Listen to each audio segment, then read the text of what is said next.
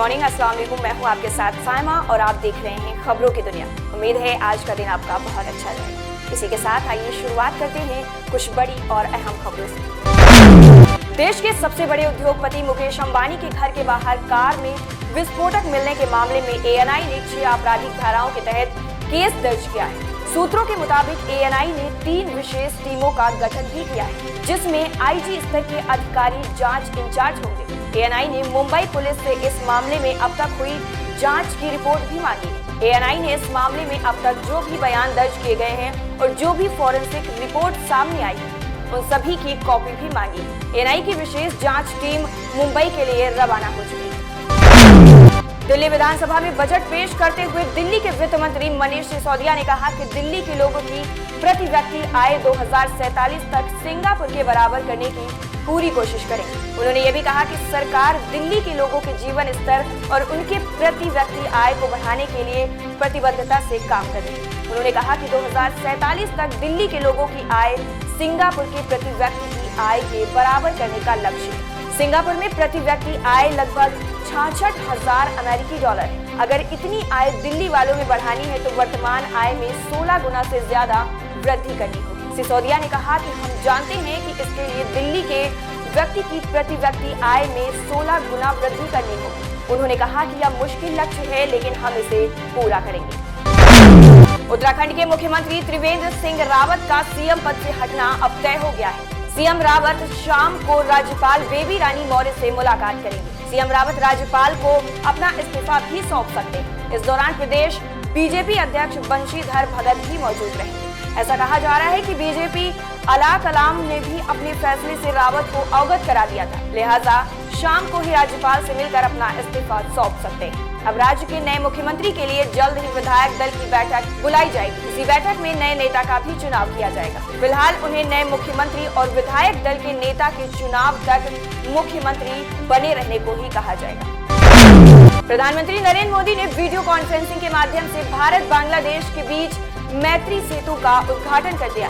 मैत्री सेतु के बनने के बाद अब त्रिपुरा से बांग्लादेश जाने में आसानी होगी। पीएम मोदी ने कहा कि अब त्रिपुरा का विकास और जोर पकड़ेगा। उन्होंने कहा कि 3 साल पहले दशकों से राज्य के विकास को रोकने वाली नकारात्मक शक्तियों को हटाकर त्रिपुरा के लोगों ने एक नई शुरुआत की। पीएम मोदी ने कहा कि साल 2017 में आपने त्रिपुरा में विकास का डबल इंजन लगाने का फैसला लिया था। इस डबल इंजन के फैसले के कारण जो परिणाम निकले वो आज आपके सामने।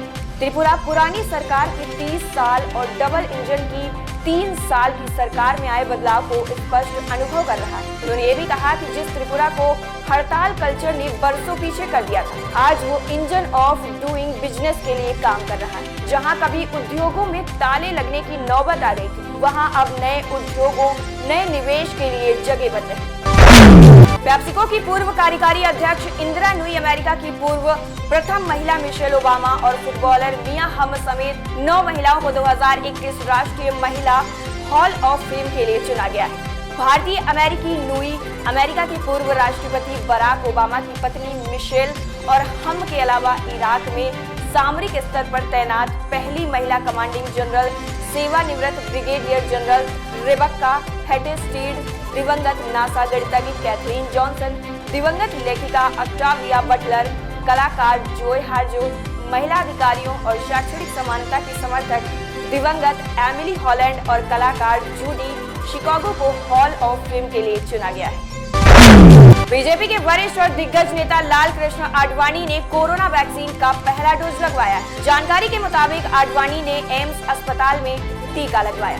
इस दौरान आडवाणी ने कोरोना के नियमों का खास तौर पर ध्यान रखा। उन्होंने चेहरे पर मास्क पहना हुआ था। दरअसल कोरोना वैक्सीनेशन का दूसरा चरण 1 मार्च से शुरू हो गया है। इस चरण के तहत 60 साल से अधिक वर्ष के लोगों को टीका लगाया जाना है। वहीं गंभीर बीमारियों का शिकार हुए 45 साल से अधिक आयु के लोगों को भी वैक्सीन लगाई जा रही है। आपको बता दें, वैक्सीनेशन के दूसरे चरण के पहले दिन प्रधानमंत्री नरेंद्र मोदी ने टीका लगवाया था।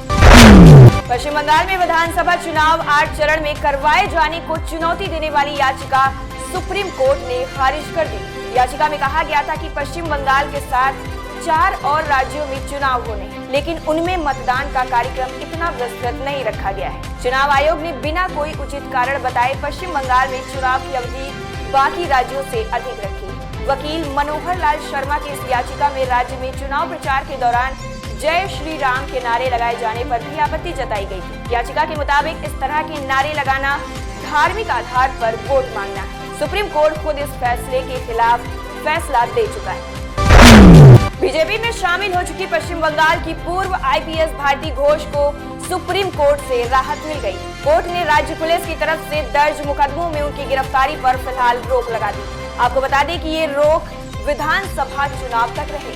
भारती ने याचिका में बताया था कि 2018 में उनके बीजेपी में शामिल होने के बाद राज्य पुलिस ने 10 केस दर्ज किए थे, जिनमें उन्हें सुप्रीम कोर्ट ने गिरफ्तारी से राहत दे दी। 2019 में घाटल लोकसभा चुनाव से बीजेपी के टिकट से चुनाव लड़ने के दौरान उन्हें परेशान किया गया था। बाटला हाउस एनकाउंटर केस में आए कोर्ट के फैसले के बाद भाजपा ने विपक्ष पर सवाल उठाए। भाजपा नेता रविशंकर प्रसाद ने कांग्रेस पर हमला बोल दिया है। उन्होंने सवाल किया कि अब जबकि आरिज खान दोषी करार दिया गया है तो अब सोनिया गांधी आंसू बहा रही हैं या नहीं। इस मामले में आरिज खान को धारा 302, 307 और आर्म्स एक्ट में दोषी करार दिया गया है। सजा का ऐलान 15 मार्च को होगा। दिल्ली में साल 2008 में हुए बाटला हाउस एनकाउंटर केस के बाद आरिज भाग गया था। 2018 में उसे नेपाल से गिरफ्तार किया गया था।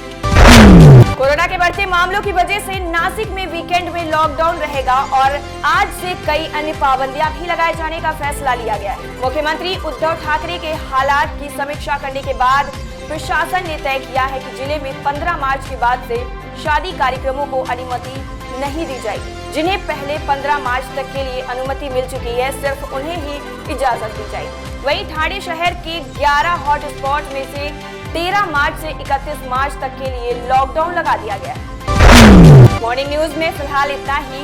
बने रहिए मेरे साथ और देखते रहिए खबरों की दुनिया।